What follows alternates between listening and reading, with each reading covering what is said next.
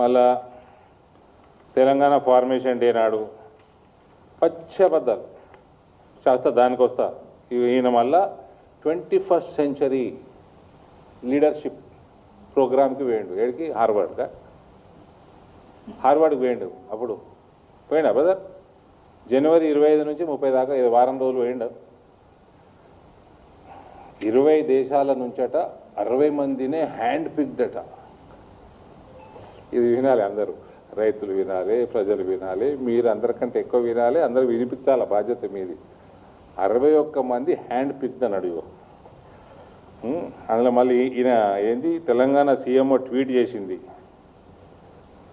enrolled in the prestigious leadership of the 21st century program at the Kennedy School, Harvard University, one of the world's leading universities.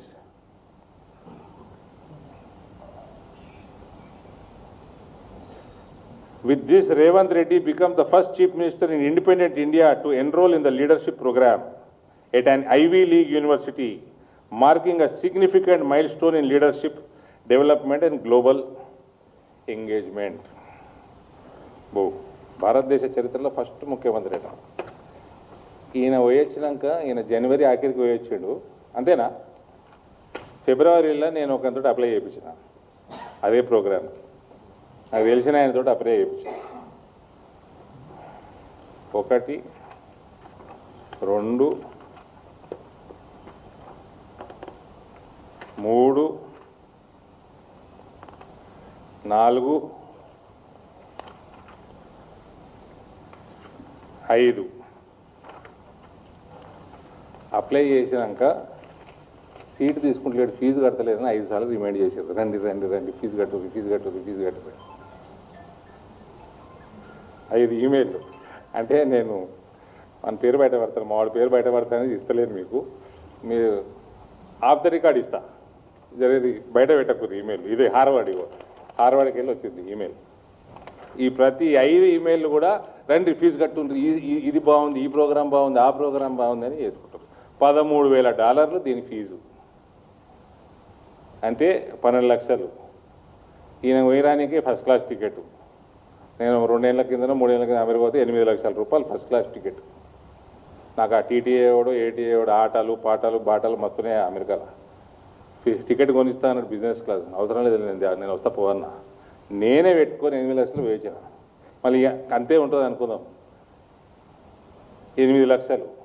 మళ్ళీ ఈయనతోటి ఈయన పల్టన్ ఉంటుంది, security పతలాడుకునేటోళ్ళు అందరు ఉంటారు, ఎమ్మెల్యేలు అలా కాంగ్రెస్ వాళ్ళు, వీళ్ళందరూ వీళ్ళకి మళ్ళీ ఆడ హోటళ్ళ ఖర్చు, తిరుగుడు ఖర్చు,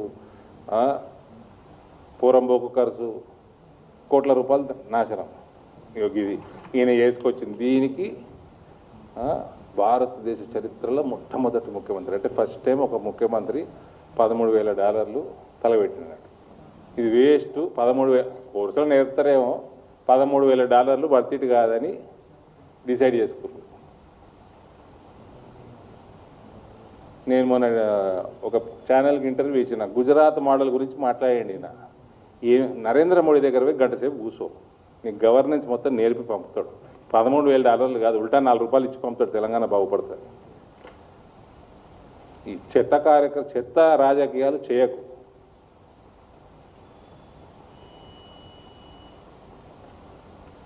भाई साहब मैं झूठ बोला सोचते हैं लोग, they will not reveal the name.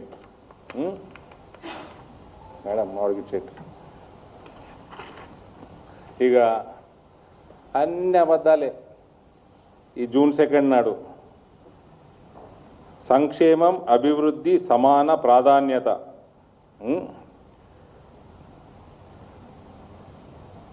ఈయనకి వీళ్ళ ప్రయారిటీస్ అట.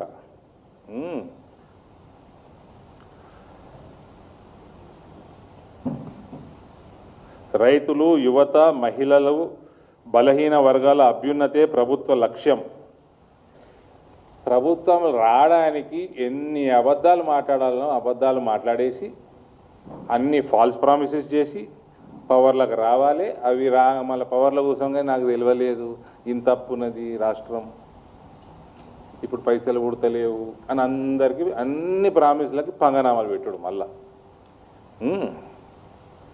ఇంకోటి చిత్తశుద్ధితోటి గవర్నెన్స్ చేసేటోడికి మేనిఫెస్టో టైంలోనే ప్రామిసులు అవసరం లేదు మహేష్ భాయ్, అవసరం లేదు.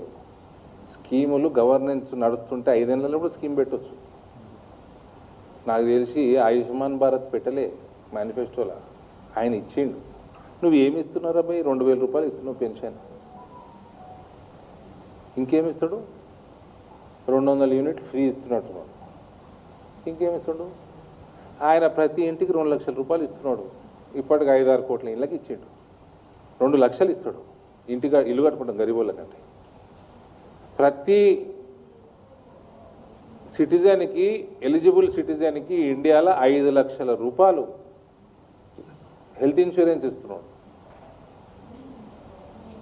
చనిపోతే ఒక స్కీమ్ ఉన్నది సెంటర్కి వెళ్ళి 1 లక్ష రూపాయలు ఇస్తారు. వాళ్ళు లక్షలలో ఇస్తున్నారు భాయ్ సాబ్. నువ్వు ఇచ్చేది వేలల్లా. ఆడ సంపాదిస్తాడు, ఆడ గవర్నెన్స్ ఉంటుంది, రైతుల కోసం మార్కెటింగ్ విధానం ఉంటుంది. నీ మార్కెటింగ్ అగ్రి మార్కెటింగ్ డిపార్ట్మెంట్ ఏం మీ మంత్రి ఏం చేస్తున్నాడు? ఎన్ని మీటింగ్లు, ఎందరి ఎక్స్పోర్టర్లను పిలిచిండు, ఎందరిని కన్జ్యూమర్లను పిలిచిండు, ఏ దేశానికి పోయిండు, ఏ మార్కెట్ డెవలప్ చేసిండు, పాలసీ ఏది? రైతులు, యువత, మహిళలు, బలహీన వర్గాల అభ్యున్నతి ప్రభుత్వ లక్ష్యం.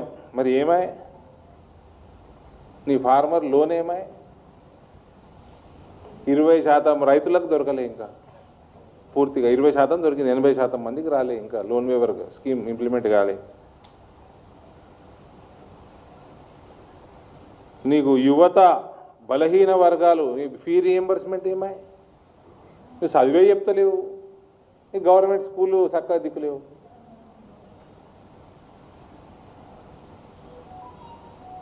నీ నిరుద్యోగ భృతి ఏమాయ్? నీ ప్రామిసులు కదా ఇవన్నీ. ఎస్సీ, ఎస్టీ, బీసీ, మైనారిటీల, అగ్రవర్ణ పేదల సమగ్ర అభివృద్ధి కట్టుబాటు ఏమాయ్?